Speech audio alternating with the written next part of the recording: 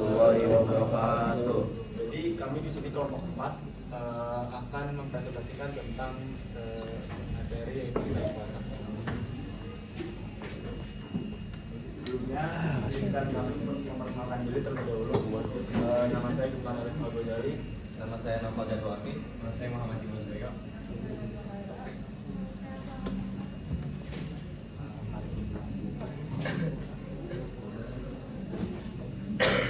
Oke, selanjutnya kita akan masuk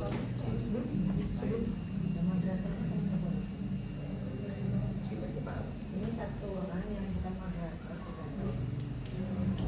Moderatornya jangan. Jadi pada materi kali ini kita memiliki tujuan yaitu untuk mengetahui elektrolit yang terdapat pada barang-barang penggunaan kita sehari-hari. Nah, cell vault di sini kita mempelajari materi sel volta. Sel volta itu juga dikenal sebagai sel galvanis, yaitu adalah sel elektrokimia yang mengubah energi kimia menjadi energi listrik melalui reaksi redoks spontan. Selanjutnya di sini adalah konsep dasar dari sel volta itu sendiri. Jadi sel volta itu terdiri dari dua elektroda, yaitu anoda dan katoda, yang terhubung dalam larutan elektrolit dengan jembatan garam untuk menjaga keseimbangan muatan.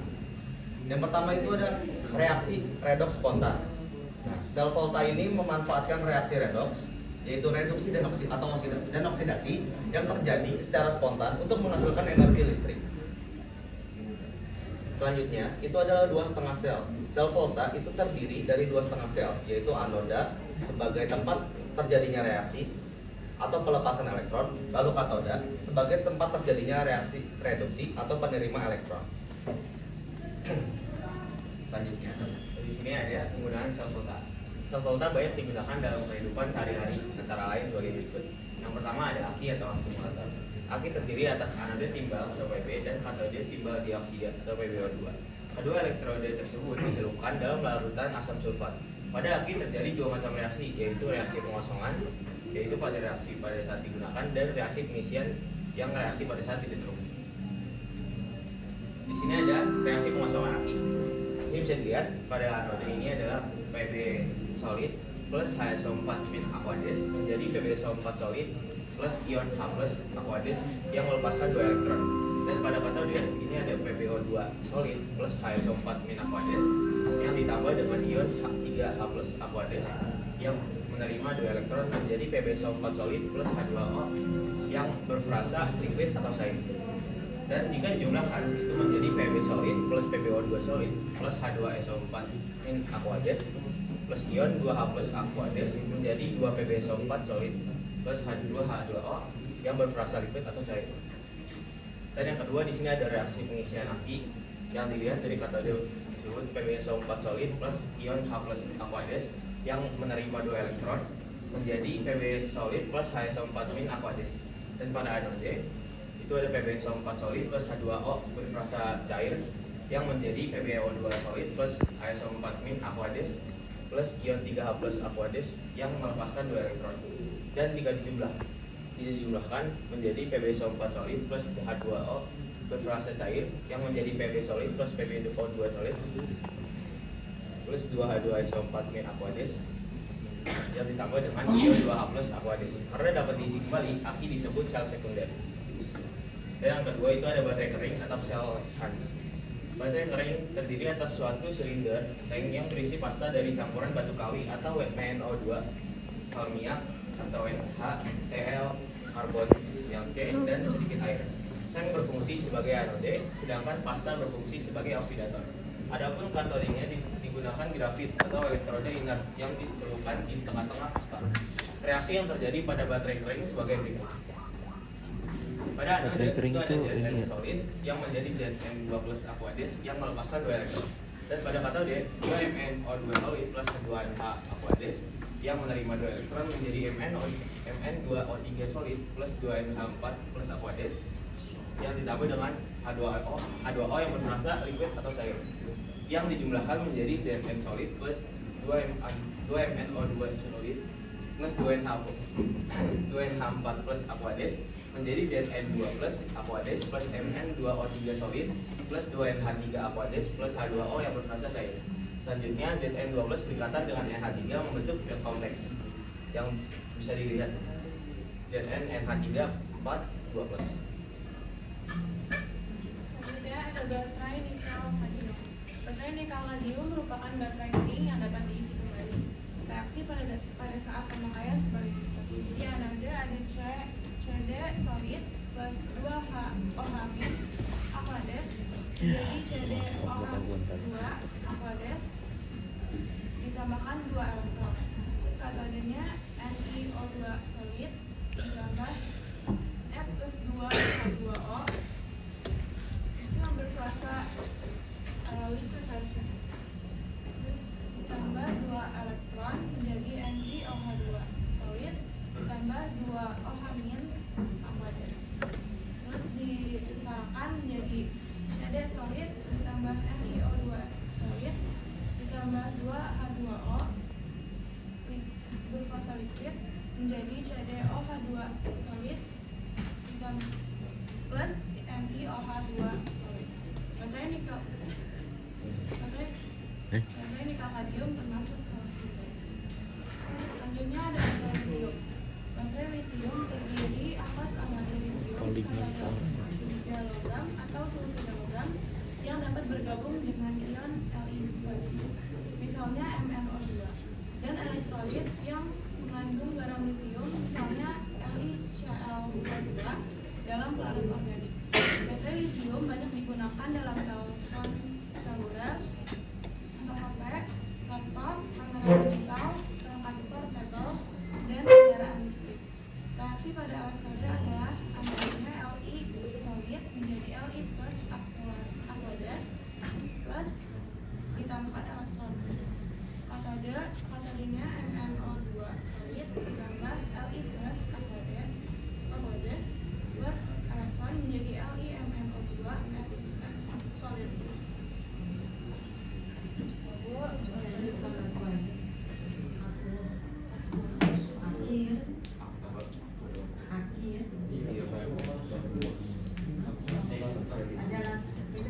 Pada reaksi kan?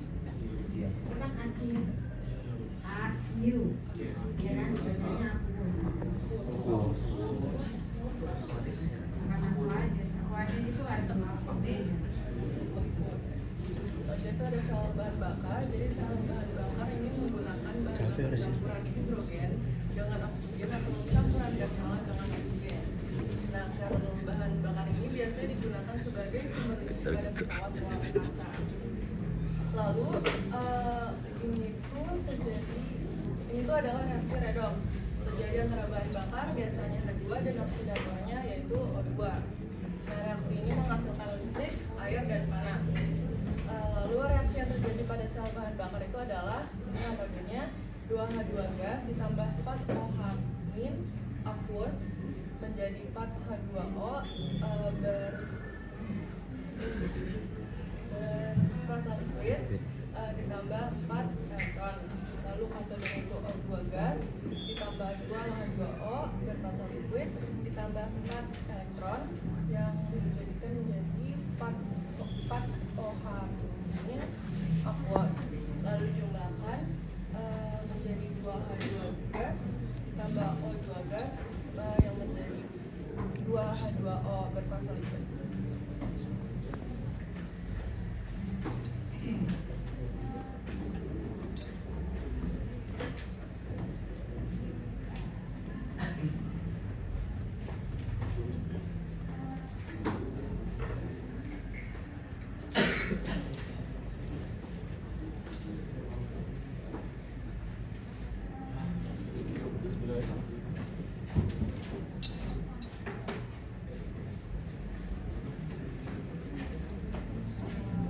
Jadi selanjutnya kita akan masuk ke contoh soal.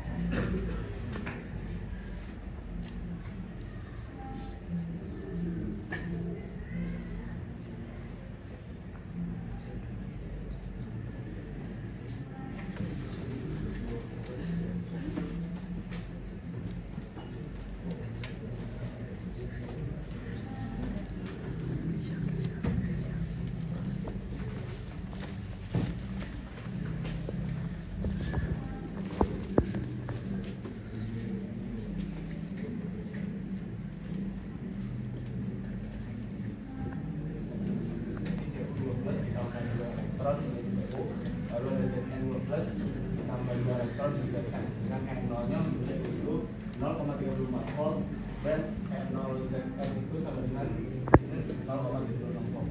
Di sini kita disuruh menentukan yang pertama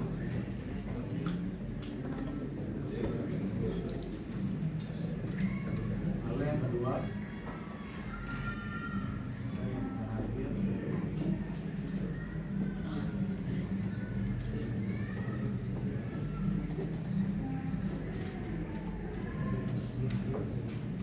nah untuk katode sendiri itu ada pada E0 yang paling besar. Di sini E0 paling besar ada pada CU besar plus 0,36 volt. Jadi untuk katodenya 0. Lalu untuk anodnya sendiri Suara dikit. itu mengambil E0 yang paling kecil. Di sini E0 yang paling kecil itu ada pada Zn sebesar min 0,76 volt. Lalu untuk potensial sel sendiri itu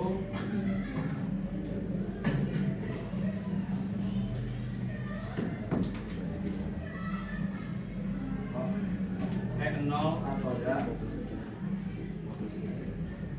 dikurang E0 anoda. Di sini E0 katoda itu sudah berarti yaitu 0,34 volt kurang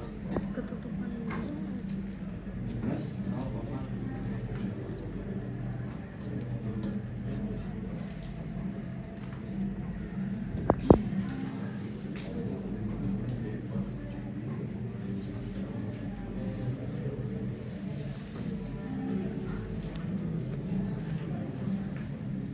Di sini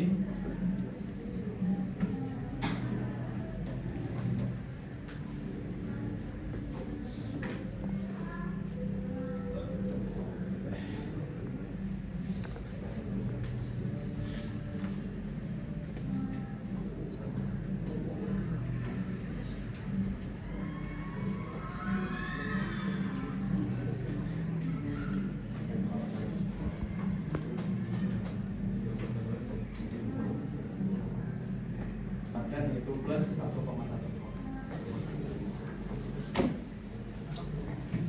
Yang terakhir, setelah kita menjelaskan semua yang sudah kami presentasikan, ada kesimpulan terkait presentasi yang kami jelaskan. Jadi sel volta adalah sumber energi listrik yang dihasilkan dari reaksi kimia spontan. Prinsip ini menjadi dasar berbagai baterai yang kita pakai sehari-hari, dari aki motor sampai ke baterai HP. Tanpa adanya sel volta, banyak teknologi modern yang nggak bakal jalan. Oke? Baik, cukup sekian dari kelompok kami. Adakah yang ingin bertanya?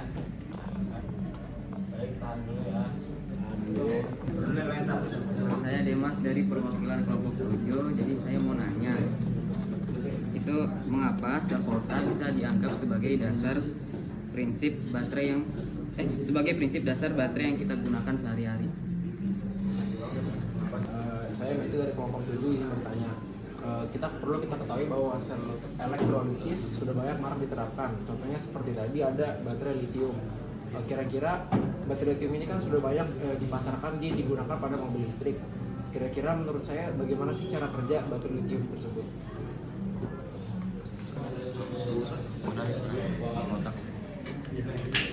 Dari kelompok 5, pertanyaan saya, setahu saya dan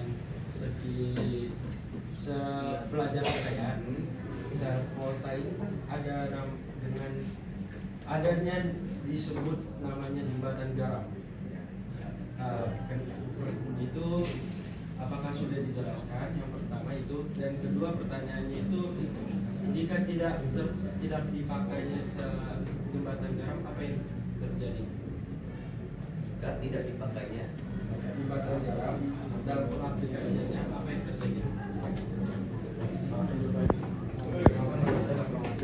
Kedua, ingin bertanya, jika dalam sel volta elektrodanya dilapis oleh logam kimia, bagaimana reaksinya? Bagaimana pengaruh terhadap reaksi yang terjadi di elektroda tersebut. Diulang. Jika dalam salah satu sel volta, jika dalam sel volta salah satu elektrodanya dilapisi oleh logam yang berbeda, bagaimana pengaruhnya terhadap reaksi yang terjadi di elektroda tersebut? Kenalkan, aku Muhammad, perwakilan Kelompok 1, izin bertanya, itu yang E0 sama dengan plus 0,34 sama yang di 0,76 itu dapat dari mana? Bisa terjelaskan? Terima kasih. Saya kira dari kelompok 3 bertanya tentang itu kan tadi ya atau ada kalau misalkan itu ada soal, nah itu kan tadi di soalnya jawab bisa ini nggak ada contoh lain dari beberapa yang Kenapa aliran elektron itu selalu dari anoda ke katoda? Kenapa nggak dari katoda ke anoda? Tolong jelasin ya. Tolong jelasin ya. hari-hari. Karena sesuai konsep dasar yang tadi saya sudah jelaskan, sel volta itu memanfaatkan reaksi redoks yang terjadi secara spontan untuk menghasilkan energi listrik. Nah, itu sama kayak kita mengubah energi kimia, itu sama aja kayak energi kimia yang diubah menjadi energi listrik. Jadi mana elektron itu berpindah dari satu zat ke zat lain, dan perpindahan ini menghasilkan arus listrik yang bisa kita gunakan untuk menyalakan perangkat. Atau bisa jawab? Itu cara kerja baterai lithium pada mobil listrik. Cara kerja baterai lithium pada mobil listrik sama dengan cara kerja baterai lithium pada perangkat elektronik, namun dalam skala yang jauh lebih besar. Prinsip utamanya adalah pergerakan ion lithium antara elektroda anoda dan katoda melalui elektrolit. Proses ini terjadi secara berulang saat baterai digunakan atau melepas daya, dan saat diisi ulang mengisi daya.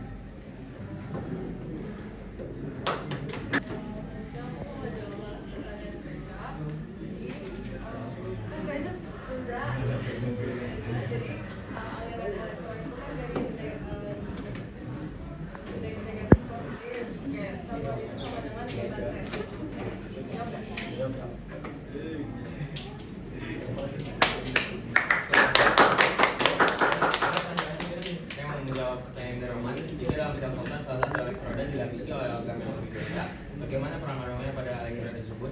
Jadi jika dalam sel volta salah satu elektroda dilapisi oleh logam mulia seperti platina, emas, atau perak, maka logam mulia tersebut tidak akan ikut bereaksi karena sifatnya sangat sulit teroksidasi dan bersifat inert, sehingga peran utamanya hanya sebagai penghantar elektron sekaligus pelindung elektroda dari korrosi atau pelarutan.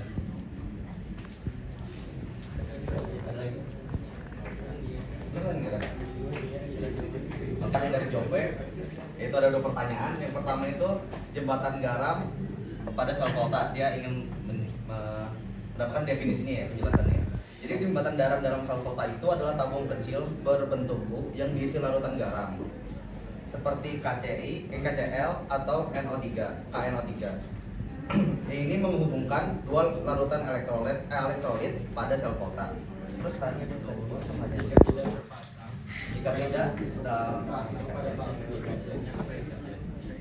nah, jika tidak dipakai dalam pengaplikasiannya, ada beberapa masalah yang terjadi, yaitu yang pertama penguatannya jadi tidak seimbang, yang kedua itu arus listrik cepat terhenti, yang ketiga itu reaksi redoks nggak bisa dilanjut, dan keempat potensi korslet pada larutan dicampur langsung kalau dicampur langsung.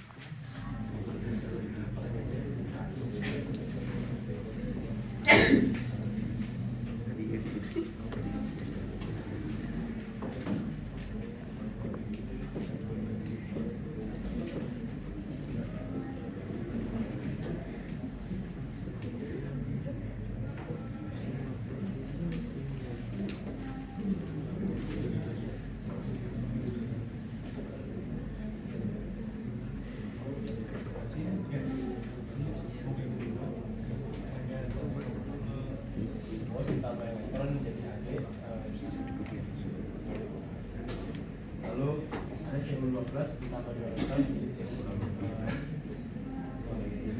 lalu kita tahu kalau misalkan ke katode itu merupakan E0 yang paling besar. Di sini E0 itu ada pada api yang sebesar plus 0,4 MeV. Lalu untuk analisis dikaitnya itu E0 yang paling kecil. Di sini sebesar plus 0,3 MeV.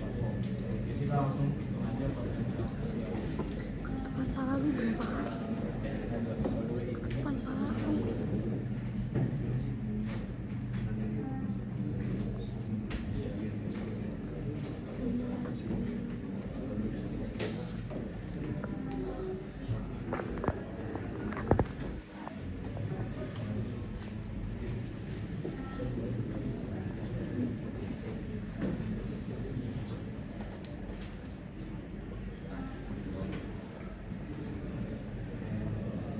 Potensial sel dari kedua sel berikut sama dengan plus 0,42. Ya, kira nih. Itu kita masuk ke sesi referensi. Silakan dari kelompoknya Tasya. Baik, jadi saya Kisha Mardal Budi Fauzi dari kelompok 7. Jadi untuk referensi saya sendiri dari kelompok saya, mewakili kelompok saya ke kelompok kalian itu mungkin PPT yang udah dijelasin itu tadi cukup bagus ya, terus jelas juga. Tapi mungkin pas contoh soalnya kurang ini ya, kurang penjelasannya. Tapi semua udah bagus sih dari warna PPT-nya, terus sama dari penyajian materi sama contoh-contoh yang udah di kasih itu udah jelas semua.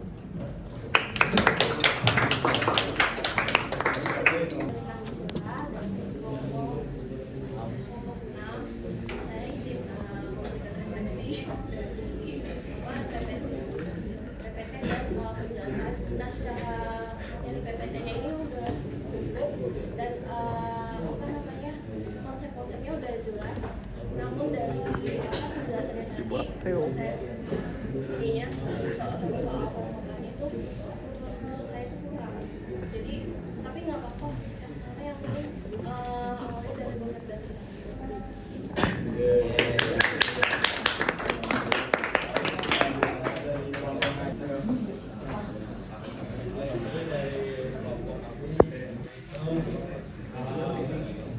Pemaparan materinya sudah jelas.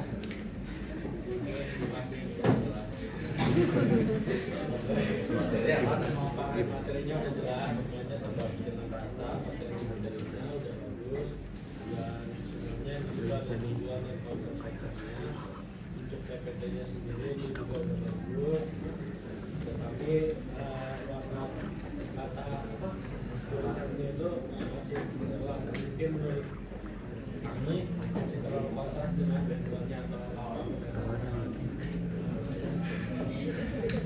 Untuk contoh soal udah bagus, udah bisa diuji, sebenarnya lengkap,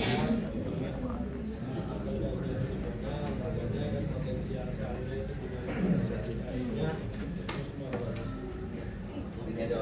Kami tentang materinya sudah aman. Biasanya juga untuk bagi dengan data yang kurang itu di bagian PPT-nya. Fontnya itu terlalu kontras banget warnanya. Di samping akan sama di jauh. Terima kasih. Saya isi materinya udah lengkap, cuma di warna PPT-nya aja kurang kontras katanya. Sama contoh soalnya udah bagus, udah lumayan. Mungkin kurang penjelasannya aja tadi katanya. Terima kasih Rama. Ya, kelompoknya apa?